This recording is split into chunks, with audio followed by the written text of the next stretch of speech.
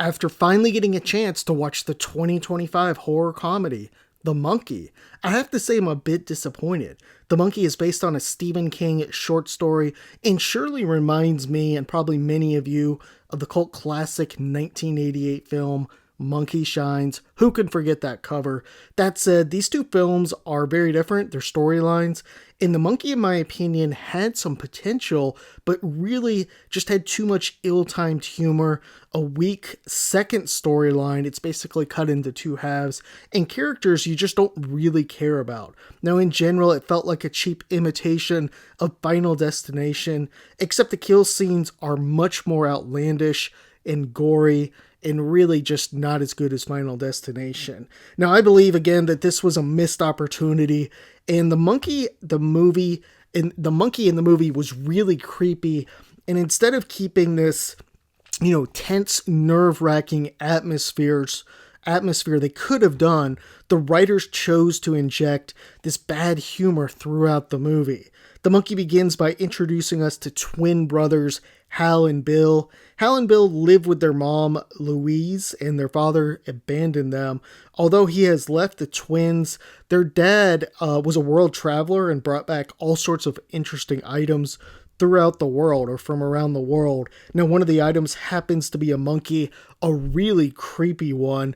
The film does a good job kind of building up the tenseness of it, I thought, early on. Now, soon enough, Hal, who is bullied, one of the twins, and made fun of throughout his childhood, he discovers that the monkey can be used to kill people by turning the key on the side. In a rage, he tries to request it to kill his bully brother, Bill, who really does need a good ass kicking, I must say, but instead the monkey chooses his mom with giving her an extremely rare aneurysm. Now, Hal tries to get rid of it, but it follows the boys to their new home in Maine, and soon enough, Bill winds the toy and it kills their uncle.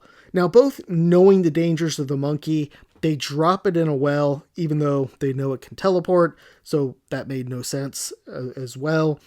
And they even discuss this later in the film, admitting it.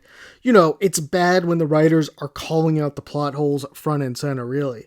Anyhow, that concludes kind of the first part of this movie, and we fast forward 25 years, and this is where the film gets really tough to watch.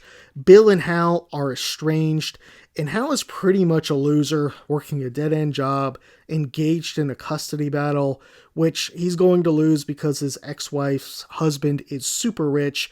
This guy is played by Elijah Wood, and definitely a weird role for him, especially because he's in the movie for like 5 minutes. Still, Bill is still an asshole, and for some reason acts and talks exactly like he did when he was 12. I mean, really? Come on.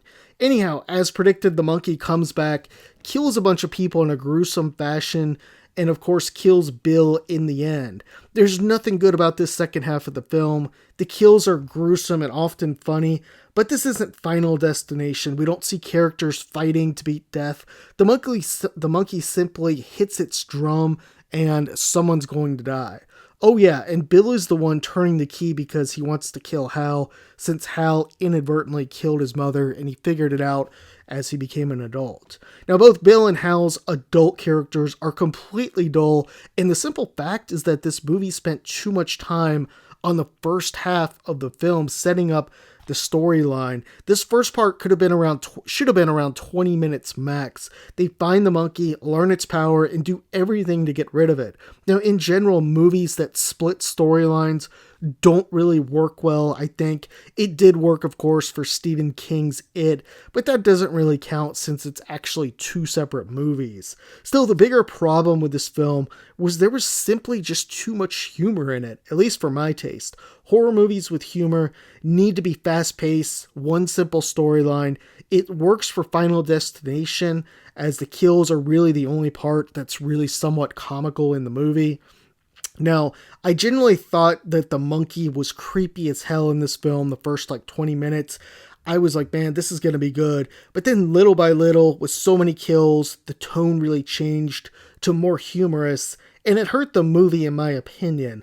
Probably the turning point was when their uncle was killed and they showed his sleeping bag, the inside of it, and made some awful joke about how it was basically like jam or something.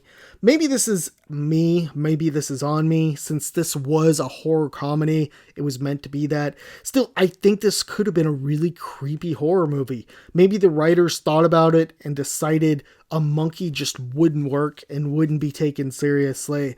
They do this quite often, these types of movies with dolls, and we've seen some great horror films like Child's Play and more currently Annabelle. So I think a monkey could have definitely worked, produced some sequels, and to me, maybe it's just me, I just think that monkey was definitely creepy in the film. But anyhow, let me know what you think. Did you enjoy The Monkey?